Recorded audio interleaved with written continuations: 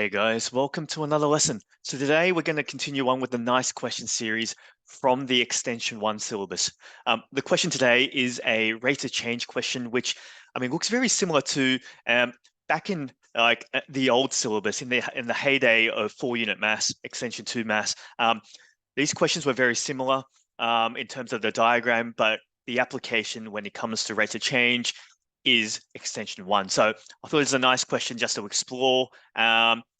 But before we do that, make sure if you haven't already done so, please subscribe to the channel, tell your friends, and like the video. So guys, let's dive right in. So today's question comes from North Sydney Boys. Now it's zooming out. It's pretty lengthy question in terms of description. So let's go through it slowly, right?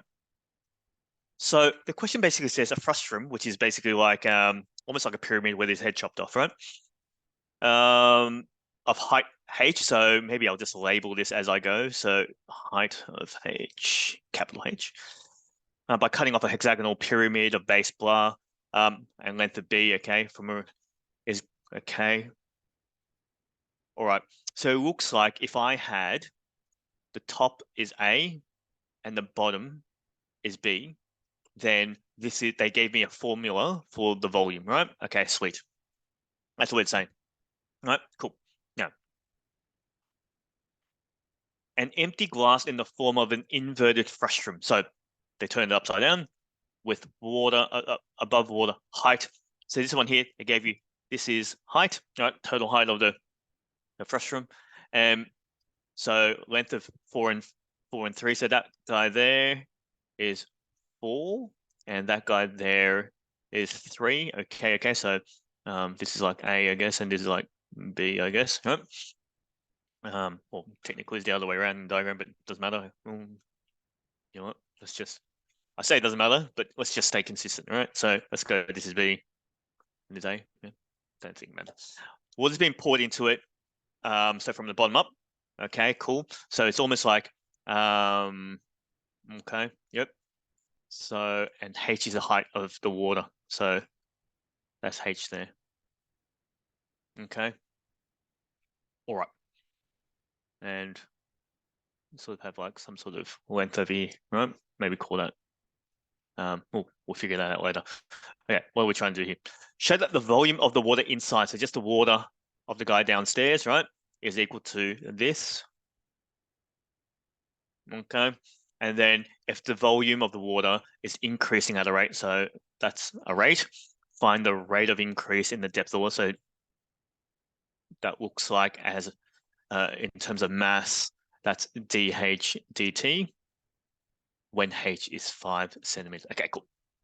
So I need to find, now what's important is, if you look at the original formula for the frustrum, it's got A's and B's and capital H's in there. This one only has H. So looks like we have to sub stuff in is where I'm getting at. So let's start this question now. I'll do it over here just so, and then I'll move it later. So guys, if I take a cross-sectional cut, right, basically cut it right down the middle, I get something two-dimensional that looks like, oh, sorry, poorly drawn.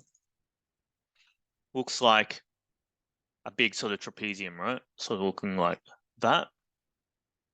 Yeah, that's the frustrum, and then the water level might be there somewhere. Now, just labeling everything here, right?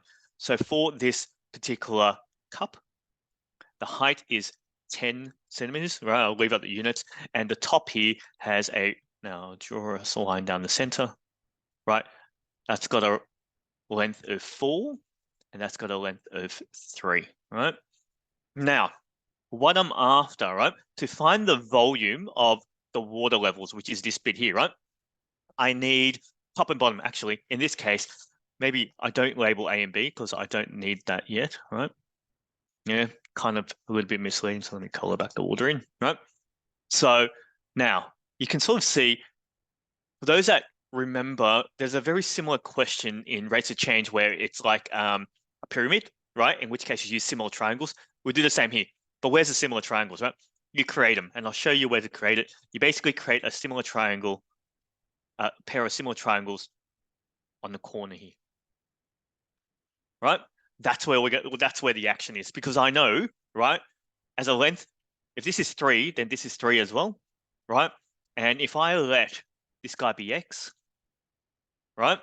Then looking at this, right, I know then this length upstairs is 1, right? Because it's like, this is 3, this is 1, right? And I know this from here to here, that's h, and I can use similar triangles, right? Because I can say small on big equals to small on big, right? Do you know what I mean? Yep. Cool. So let's go there. So using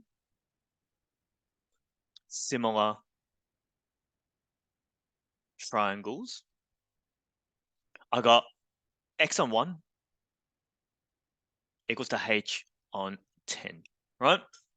Now, the reason why I need to make x a subject is because x isn't a variable that's real, right? I just introduced x, so x equals to h on 10, right? That's important because when I now use the calculation, so what's the calculation that I want to use, right? In the formula, now what's the formula again? It's quite a lengthy one. This guy here, there's a's and b's. Where is everything, right? Let's define them. So in this diagram, I got a, actually this is b, right? B equals to 3 plus x. Now, or 3 plus x. Maybe go x plus 3. X plus 3. This is a. Yeah, a equals to 3. And then the height, so that's a, that's b, and the height, which is from here to here, capital H is h, right? So I've got 1, 2, 3 to sub into my formula now. And with x, I'm going to replace x here with h plus h on 10. So everything's in terms of h, which is exactly what I want. So therefore, I've got no space. Yeah, so what I'm going to do, now we'll transport this guy upstairs. And then let's write the formula. Now, what's the formula? It's super complicated. Root 3 on 2, a squared. Okay, let me just write that down. Come back over here. Okay, so it was like root 3 on 2, a squared plus, I think it was ab plus b squared times capital H. Right? Let me just confirm that one last time before I dive. Yep, okay, cool, easy. So once you do that, let's sub everything in. So a goes into there and there. B goes into there and there. H goes into, totally missed it. There, right? And while I'm subbing in B, which is x plus 3, I'll sub in h on 10 as well, right? And then it's just algebra, right? Let's see. If I zoom in, let's work this algebra. So 3 on 2 still outside. So A, now what was A? 3. 3 squared plus 3. Now, instead of B, it's x plus 3, right? So h on 10 plus 3. Yeah. Plus b squared, which is h on 10 plus 3 squared multiplied by h, right? Is that okay so far? Guys, algebra time, right? So equals to, now I've got root 3 h on 2 outside. This is 9 plus 3h on 10 plus 9 plus 2 times that times that. What's that? I'll put all over 10 because I want a common denominator, so it'll be like 6h on 10 plus 9. Yeah. 6h. Just checking. Yep, cool. Now, this common denominator, everything becomes root 3, 2 outside, all over 100. All right. So if it's all over 100, it's like 9. Oh, so 999, that's 27. Oh, let's just do h squared plus, that's 9h, so it'll be 90h 90H, yeah, plus 27, so 2700. Okay. That looks like what I have to prove, right? Now, for some reason, I have no idea why, right?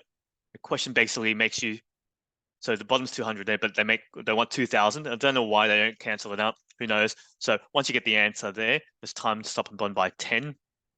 Yeah. And you get your final answer.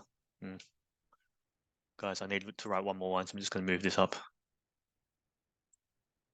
Here, that's okay. Okay. All right, and that equals 2. So therefore, volume equals to root. Now, how did I write it? Okay. Oh, they multiply the h in, right? So they basically got the h to go inside. Okay, perfect. Root 3. Yep.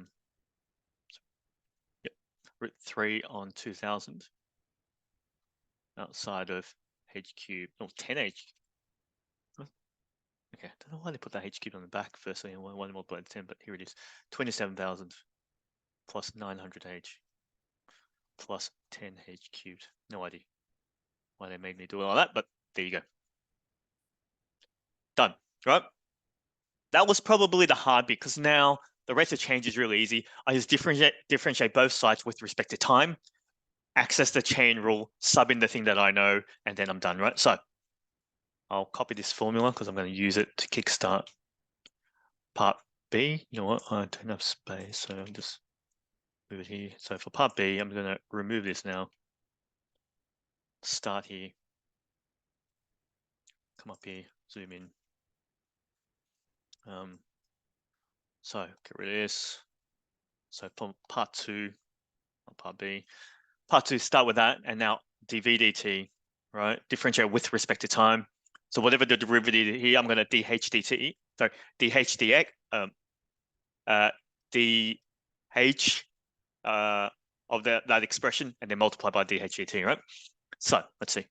The constant's outside, so leave it, right? And I just differentiate the thing inside here. So it becomes like, you know, I'm gonna reverse the order. I don't know why the order's different. So 30h squared plus, well, that's squared. I think it's squared, right? Not cubed. Oh no, I multiplied everything by h, didn't I? Oh, I forgot to times everything by h. So times it by h cubed, times it by h squared, and that's h as well. Let me just check that. Yep. Okay. Oops. I just forgot to do it. Oops. Okay. So when I did this, just got to put a square there. Got to put h here. Okay, cool. 30h squared, 1800h plus 27,000. Right, that's the derivative, and then multiply that by dh dt. Yeah, and then I sub in everything that I know. Now, what the question I think wants me to find dh dt, is that right? Yep. And where they tell me facts, right? This is the change in volume of water, right? So that's dv dt equals to 7, and when h is 5. So I'm going to sub those things, h is 5. So the question itself tells you that this guy here is 7, right? That's 7. This guy here is 5. Sub everything in, and then you need to make this guy the subject, and that's it, right?